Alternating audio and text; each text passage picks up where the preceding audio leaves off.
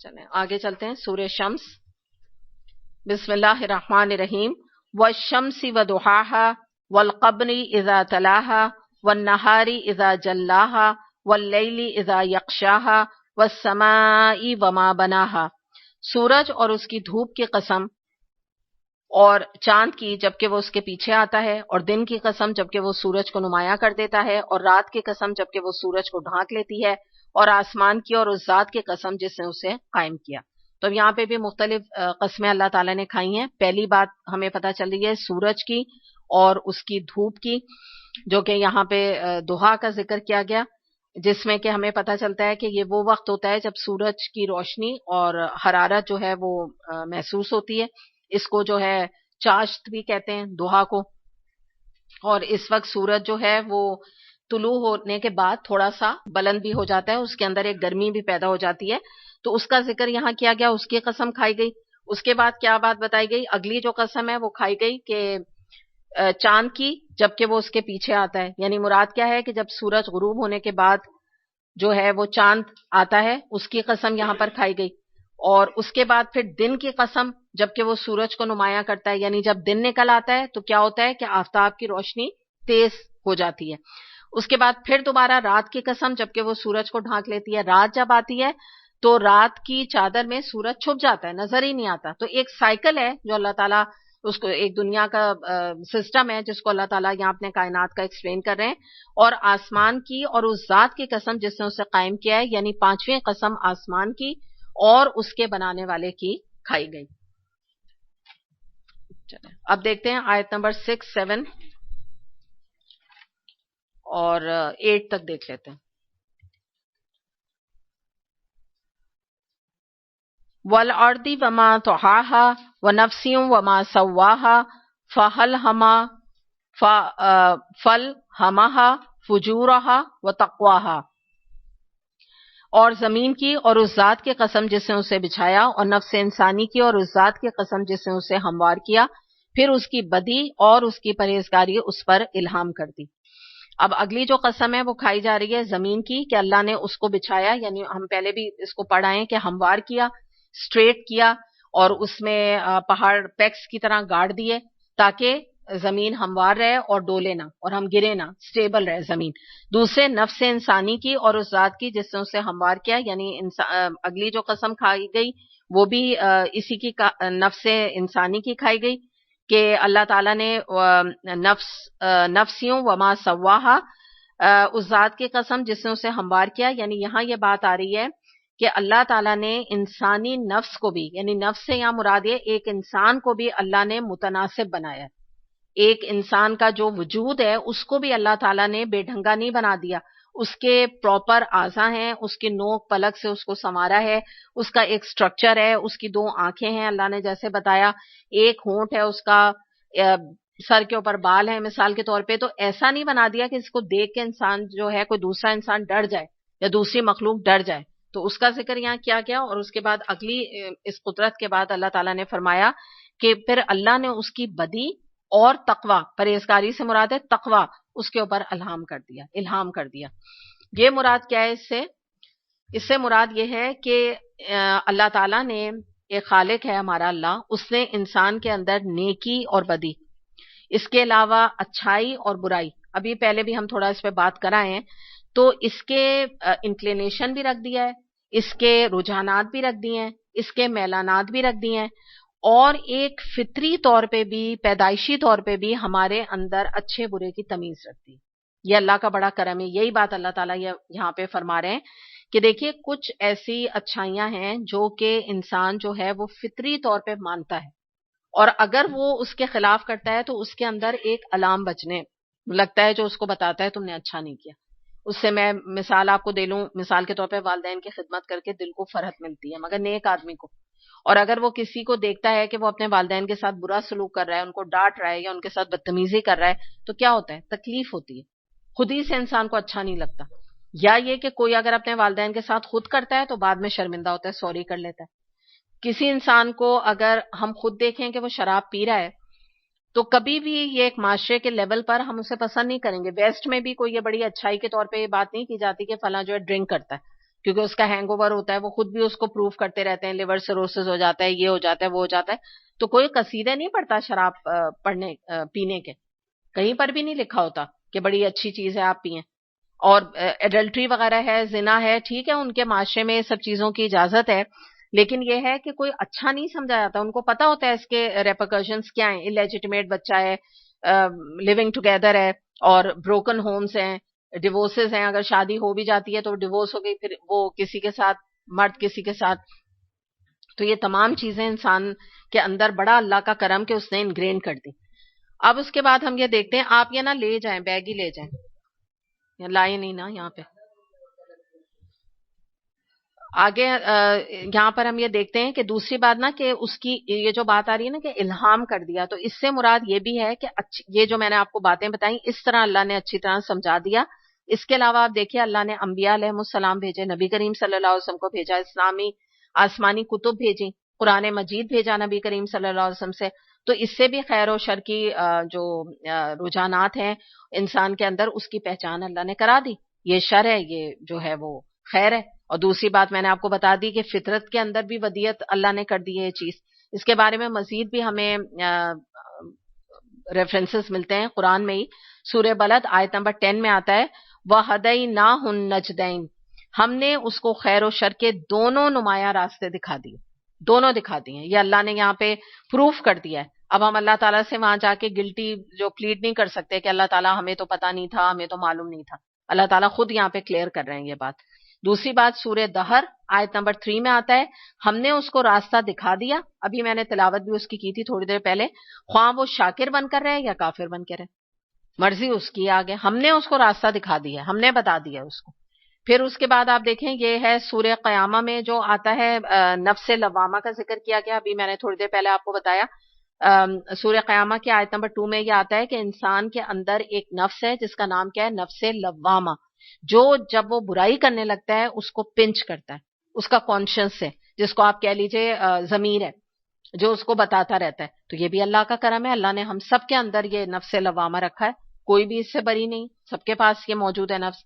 پھر یہ سورہ قیامہ آیت نمبر 14 سے 15 میں آتا ہے بلکہ انسان خود ہی اپنے آپ کو جانتا ہے چاہے وہ کتنی ہی معذرتیں پیش کرے.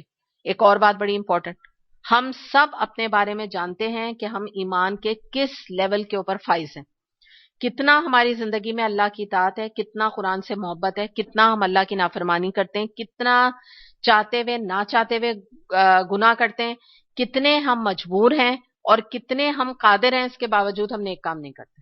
تو بات کیا ہے کہ اللہ تعالیٰ نے بتا دیا کہ یہ سب تو ہے معاملہ, لیکن ایک بہت بڑا جو الارم سسٹم ہے وہ تمہارے اپنے اندر ہے. تم خود اپنے بارے میں جانتے ہو کہ تم کیا ہو, تمہاری حقیقت ہے کیا, یا تم کتنے تمہاری زندگی میں بہانے ہیں اور کتنا جینونلی تم کوئی کام نہیں کر پاتے.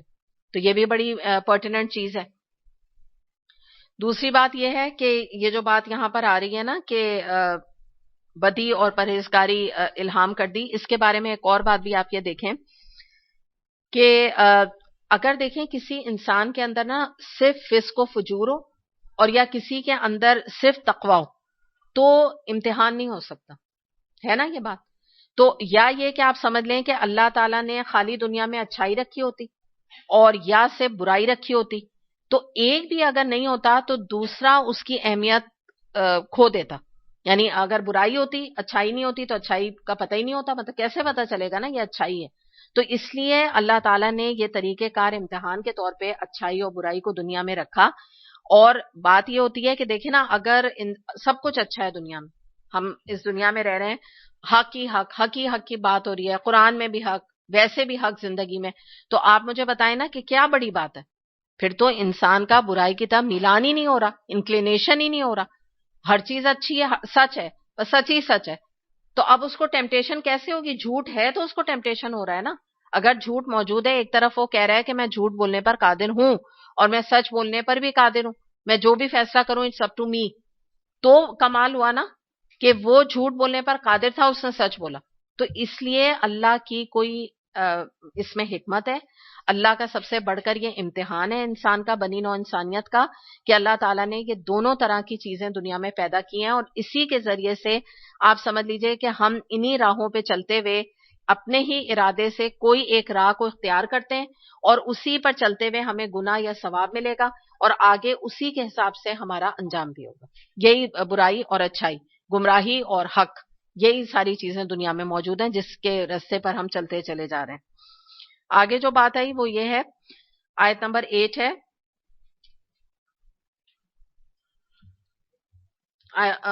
آیت نمبر 9 ہے، قد افلح من زکاہا، اور آگے ہے وقد خواب من دساہا، یقیناً فلاح پا گیا جس نے نفس کا تزکیہ کیا، اور نامراد ہوا جس نے اس کو دبا دیا. یہ بھی بڑی امپورٹنٹ بات ہے یہاں پر کہ سب سے پہلے ہم دیکھتے ہیں کہ نفس کا تزکیہ کیا ہوتا ہے. نفس کا تزکیہ یہ ہوتا ہے کہ انسان اپنے اندر جو اس کے فسق ہے، فسق کا مطلب ہوتا ہے نافرمانی، فجور ہے، فجور کا مطلب ہوتا ہے گناہ، تو نافرمانی ہے، گناہ ہے، جو اس کی انسٹنکٹ ہیں، اینیمل انسٹنکٹ ہیں جس کو آپ حیوانی خواہشات کہتے ہیں، شہوات کہتے ہیں، ان کے اوپر اگر وہ تقوی کا حل چلاتا ہے تو کیا ہوتا ہے کہ اس کے دل کی جو زمین ہے وہ نرم ہو جاتی ہے، سافٹ ہو جاتی ہے، اور اس میں پھر وہ کیا کرتا ہے، تقوی کا بیج ڈال دیتا ہے. تو اس سے کیا ہوتا ہے کہ اس کا تزکیہ ہو جاتا ہے.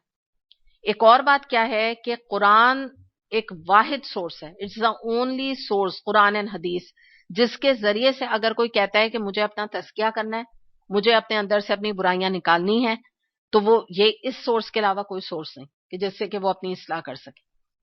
اس کے علاوہ یہ کہ جو نفس ہے اس کا جو ایک طرح سے آپ سمجھ لیجئے کہ اندر کی اس کی کیفیت ہوتی ہے، زیادہ تر لوگوں کا نفس بڑا سرکش ہوتا ہے. تو اگر کسی کے اوپر جسمانی تقاضوں کا ایسا غلبہ ہو جاتا ہے کہ وہ کہتا ہے کہ بس کیونکہ میں نے کہہ دیا میں یہ کام کروں، تو کیا ہوتا ہے اس کی جو روح ہوتی ہے وہ جسم کے اندر اپنی موت مر جاتی ہے، اور اس کا جو جسم ہوتا ہے وہ اسٹرانگ ہو جاتا ہے، اور روح کیا ہوتی ہے، ویک ہو جاتی ہے، اتنی ویک ہوتی ہے، اتنی کہ جیسے آخری سانس لینے لگتی ہے. تو ایسے لوگوں کو کہتے ہیں کہ یہ چلتے پھرتے مقبرے ہیں تو انسان لیکن چلتے پھرتے مقبرے ہیں، کیونکہ ان کی روح ان کے جسم میں مدفن ہو گئی ہے. اور انہی لوگوں کو قرآن نے پھر کیا کہا ہے، یہ اندھے، سمن بکمن عمیون فہم لا یرجعون، یہ بہرے ہیں، گونگے ہیں، اندھے ہیں، یہ نہیں لوٹیں گے. ایک اور جگہ ان کے بارے میں کیا کہا، ان کے دلوں پہ غلاف ہیں، پھر کیا کہا، ان کے دلوں پر مہر لگی ہوئی ہے. تو یہ وہ کیفیت پیدا ہو جاتی ہے اس طرح سے جب انسان اپنی روح کو کل کر دیتا ہے. دوسری بات یہ کہ یہاں پر جو بات ہے نا، نامراد وا جس نے اپنے نفس کو یہاں پر دیکھیں بات آ رہی ہے کہ دبا دیا. دبانے سے کیا مراد ہے، یعنی جس نے اپنے نفس کو گناہوں کے دلدل میں دھسا دیا، اتنے گناہ کیے کہ اس کا نفس رہا ہی نہیں. اور جس نے نہ کبھی یہ کوشش کی کہ میں قرآن پڑھ کے اپنی اصلاح کروں، نہ ہی اس نے اپنا تزکیہ کرنا پسند کیا. اس کا ذکر تزکیہ بیسکلی یہ، اور تزکیہ کی میں بہت اچھی آپ کو ڈیفینیشن یہ بتاؤں جو کہ آپ کو بہت اچھی سمجھ آ جائے گی بات، کہ جیسے ایک مالی جو ہے وہ پودوں کی چھٹائی کرتا ہے، تو جب وہ اس کی چھٹائی کرتا ہے، اس میں سے کانٹے نکالتا ہے، اس میں سے کیڑے نکالتا ہے، اس میں سے گودی لگاتا ہے، اور تو وہ جو پودا ہوتا ہے وہ اسٹرانگ ہوتا ہے، اور اس کی جھاڑ جھنکار جب نکلتی ہے تو وہ بڑا اچھا گرو کرتا ہے، وہ نیٹ اینڈ کلین ہو جاتا ہے، ساری گندگی اس کی نکل جاتی ہے. بالکل اس طرح قرآن کے ذریعے سے ہمیں بھی اپنے دل کی، اپنے نفس کی گندگی کو نکالنے کی ضرورت ہوتی ہے. اگر ہم قرآن نہیں پڑھیں گے تو بالکل ہم خود رو پودے کی طرح بن جائیں گے، جس کے ادھر بھی کانٹے، ادھر بھی کانٹے، ادھر بھی خود رو چھوٹے چھوٹے نہیں، وہ ویڈنگ سی نکل آتی ہیں، ویڈز نکل آتی ہیں عجیب عجیب سی، جس کو کہتے ہیں نا کہ اچھی نہیں ہوتی ہیں وہ پودے کے نشو و نما کے لیے. تو بالکل یہ والی مثال ہے. اور یہ جس کا ذکر یہاں کیا جا رہا ہے کہ اس نے دبا دیا، یعنی کیا ہوا، وہ خواہش نفس کا بندہ بن گیا. اس کو جو توجہ جو ہے اپنے نفس کو اللہ کے حضور لگانے میں دینی چاہیے تھی اور اللہ کے لیے اپنے نفس کو جھکانا چاہیے تھا، وہ تو نفس کا بندہ بن گیا. اس نے تو معبود بنا لیا اپنے نفس کو، اللہ کی اطاعت نہ کر کے، عمل صالح نہ کر کے. وہ تو بالکل پرسنالٹی اس نے چینج کر لی اپنی، اور فسق و فجور میں مبتلا ہو گیا. اس نے جو ہے اپنی جو کوالٹیز تھیں تقوی کے ذریعے ان کو بھی نہیں ابھارا. تو پتہ یہی چلا کہ اگر انسان اپنے اندر اپنے آپ کو گرو کرنا چاہتا ہے تو اس کو اپنا تزکیہ کرنا ہوگا، وہی فلاح پائے گا. یہ جو بات ہے نا یہاں پر جو آ رہی ہے، یقیناً فلاح پا گیا جس نے نفس کا تزکیہ کیا، یعنی مراد یہ ہے کہ وہی فلاح پائے گا، وہی کامیاب ہوگا جو کہ اپنے نفس کو جو ہے نا پاک کر لے گا. اور پاک کرنے کا میں نے طریقہ اگر آپ کہیں کیا طریقہ ہے، قرآن کے علاوہ اور کوئی طریقہ نہیں. ڈیلی بیسس پہ قرآن پر سے گزرنا، اس کی آیات کے اوپر غور و فکر کرنا، خود بخود انسان کے جو ہیں برائیاں اور اس کی فسق فجور اور اس کی جو جس کو کہتے ہیں نا کہ بہت ہی بعض ایسی برائیاں ہوتی ہیں جو انسان کے نکلے نہیں نکلتی، کتنا بھی کوشش کر لیں نہیں نکلتی ہیں، تو قرآن واحد سورس ہے، اس کے ذریعے سے اس کی اصلاح ہو سکتی ہے یا تزکیہ ہو سکتا ہے.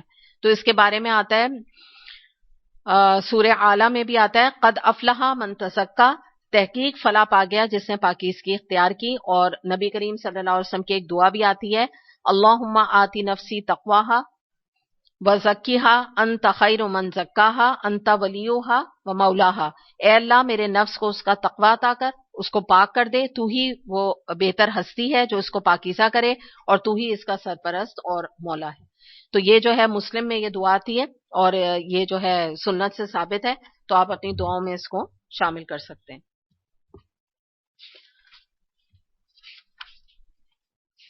آگے دیکھتے ہیں 11 سے لے کے 15 تک.